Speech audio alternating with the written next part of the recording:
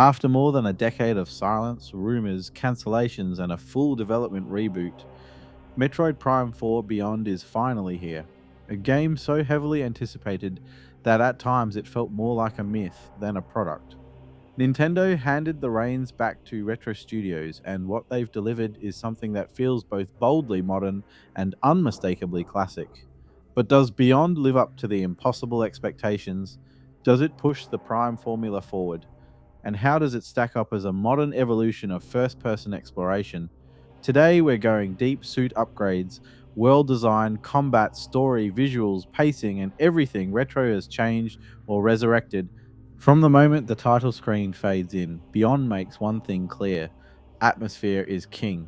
Retro hasn't just recreated the feel of the original Prime games, they've evolved it. Environments breathe, creatures move with purpose, weather systems, particle effects, and lighting combine to create a world that feels alive, ancient, and merciless. What struck me immediately was how quiet the game is. Not empty, not barren, but intentional. Ambient audio, distant echoes, and subtle musical cues guide your senses before the gameplay ever does. This returning emphasis on isolation is not just nostalgia, it sets the stage for what Beyond does best, making you feel like a lone explorer again. The story of Metroid Prime 4 Beyond picks up not long after the events of Metroid Dread, but you don't need to be fully caught up to understand what's going on. Samus is tracking a mysterious energy anomaly far deeper into uncharted space than she's ever gone before. The Galactic Federation is fractured, the space pirates are scattered, and a new cosmic threat lurks in the shadows. The Erebus signal, an ancient frequency that corrupts biology, machinery, and even time. Retro Studios takes a subtle approach to storytelling again: logs, environmental clues, and silent revelations. But Beyond pushes the narrative further than previous Prime games by introducing more dynamic cutscenes and several major twists involving Samus herself, the Chozo legacy, and an unexpected new antagonist that ties directly into the Phazon era. No spoilers here, but the final third goes places that Prime has never gone before. If there's one thing fans wanted Metroid Prime 4 to absolutely nail, it's exploration, and Beyond delivers. Retro Studios has built some of the most interconnected, complex, and multi layered environments the series has ever seen. Worlds twist into each other, with shortcuts, hidden loops, and morph ball tunnels that reveal entire side areas. The classic scan visor returns, but Beyond expands it. You can now cross link scans, track energy patterns through walls, analyze sound signatures, and uncover secrets using new visual modes. And then there's the environmental storytelling. Abandoned bases tell stories through burnt out machinery. Chozo ruins reveal timelines that connect to past games. Alien ecosystems show predator prey relationships that change depending on the time of day. Every room feels authored with intention. Beyond isn't just a map, it's a living archaeological puzzle. Metroid Prime's combat has always been more methodical than fast paced, but Beyond finds a middle ground. Samus moves faster, jumps higher, and transitions between beams more smoothly than ever before. The lock on system remains, but Retro has refined it so fluidly that it never feels restrictive. Instead, it feels tactical and precise. New combat mechanics include hyper reflex dodge, a split second sidestep for countering beam fusion, combining two beams temporarily for massive damage, visor driven weak points. Enemies now have dynamic vulnerabilities visible through different visor modes. AI and Surge, a short burst ability inherited from Samus Returns.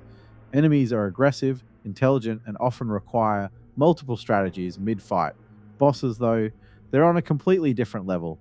These are some of the best Retro has ever made: multi phase, cinematic, skill based, and filled with puzzle elements that encourage you to slow down, observe, and strike with intention. Metroid fans live for upgrades, and Beyond delivers one of the best upgrade lineups in the entire franchise. Notable new and returning upgrades: Gravity Lattice Suit manipulates local gravity fields.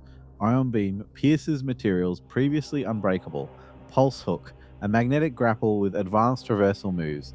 Temporal Shift Visor alters local time flow for puzzles and enemy manipulation. Morph Ball Plasma Drill creates new tunnel paths through unstable rock. These upgrades don't just open up new areas, they redefine how you traverse old ones. A room you saw 5 hours ago may suddenly reveal three new layers once you return with new tools. Retro clearly designed areas with late game revisiting in mind. creating a constant sense of rediscovery throughout the entire campaign. The Prime formula has always been divisive when it comes to pacing. Some players love revisiting old areas, others don't. Beyond handles pacing with surprising elegance. While there is backtracking, it's rarely repetitive. New shortcuts unlock automatically, enemy encounters change, and updated traversal abilities make old areas feel fresh. The pacing rarely drags. The game knows when to crank up the intensity, when to slow down, and when to let the atmosphere take over. Retro has refined the Prime structure without losing what made it special. Let's talk visuals. Metroid Prime 4 is one of the best looking games ever created for the Switch 2 hardware. Lighting is dynamic and reactive, especially in dark areas where Samus's visor reflections subtly shift with each step. Particle effects, molten surfaces, and alien flora push the hardware impressively far. Performance targets 60 FPS and stays locked nearly everywhere, with minor dips only in extreme particle heavy scenes. Retro Studios prove something important here. You don't need photorealism to build a visually stunning world. You need style, composition, and strong environmental art direction. Metroid Prime 4 Beyond is more than a return. It is a rejuvenation of one of Nintendo's most iconic franchises. Retro Studios managed to respect the original trilogy while creating a modern, atmospheric masterpiece of exploration and discovery. The story is richer, the combat is sharper, the world is deeper, and the new mechanics, especially the visor upgrades, are some of the best improvements the series has seen in decades. It's not just a comeback, it's a statement. For longtime fans, this is everything you hoped for. For newcomers, this is the strongest entry point since the original Prime. I'm giving Metroid Prime 4 a 9 out of 10.